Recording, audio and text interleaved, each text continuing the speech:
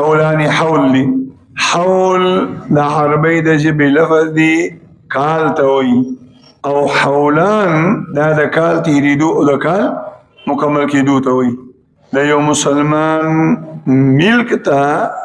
مال راغا او دا مال دا زکاة نصاب تا ارسیده نو با کم ورز چې دا مال د په ملک د زکات دی نصاب د ورسېده د دغه ورسېنه به د کال سٹارټ شروع بشي راتلونکي کال کې دغه تاریخ څومره سرمایه د سره محفوظه وه د هغې زکات به ورکوي بطور مثال په یکم رمضان یو مسلمان مال نصاب ته ورسېده 1,00,000 روپۍ ورسره راغلي او بیا په دې 12 میاشتو کې دا روپۍ کله ډېرې دي کله کمې دي د راتلونکي کال د شعبان د میاشتې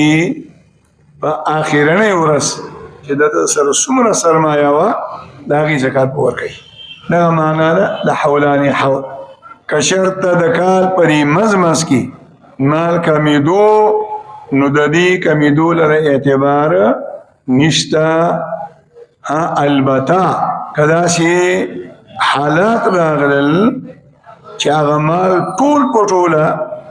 د ده د لاس نه لاړو بیا مخکینی کال ختم شو خبر ځان پوهېږي اوس ګوره بطور مثال نصاب دی 1,00,000 روپۍ او په یکم رمضان باندې د ده لاس ته 1,00,000 روپۍ راغلي 2-3 میاشتې کې دا روپۍ 2-3 لکو روپو ته ورسېدي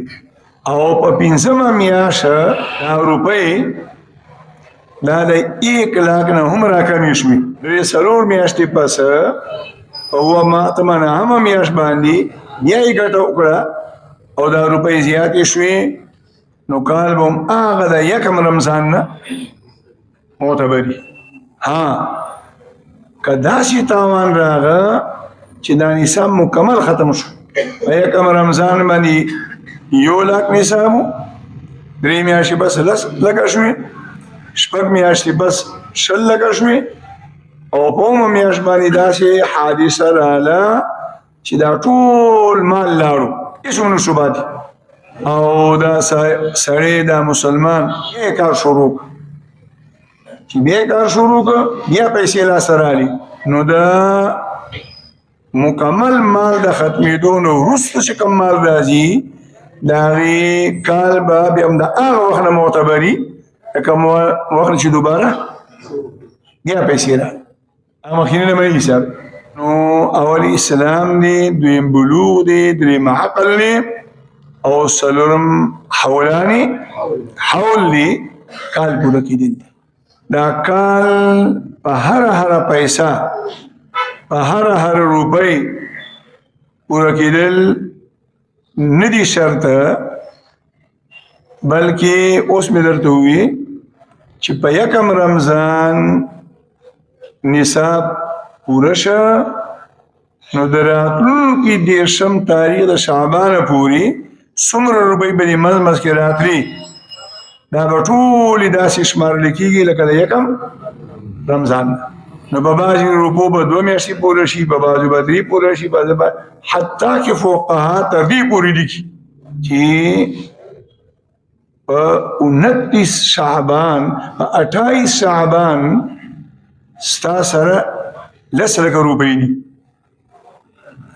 او په 29 شعبان باندې د کال د پوره کېدو نه یوه ورځ یې وړاندې 2,00,000 روپۍ درته راغلې او بیا په 30 شعبان باندې ته حساب کتاب کې هغه پرون چې کومې پیسې راغلي دي هغه به ورسره هم شماري د هغې سبب او دارنګې د دې بالعکس ټول کال در سره لکونه روپۍ دي او په 29 شعبان باندې غلا وشوه ډاکه وشوه اور ولګېده نور تاوان دې وکړه او لکونه روپۍ درنه لاړې نو د نصاب د کال د پوره کېدو د ورځې نه یوه ورځ وړاندې چې کومه روپۍ لاړه د هغې زکات هم لاړو هغه زکات هم ساقط شو هغې زکات به نه ورکړي نه دا مسله فقهاو تفصیل سره ذکر کړي.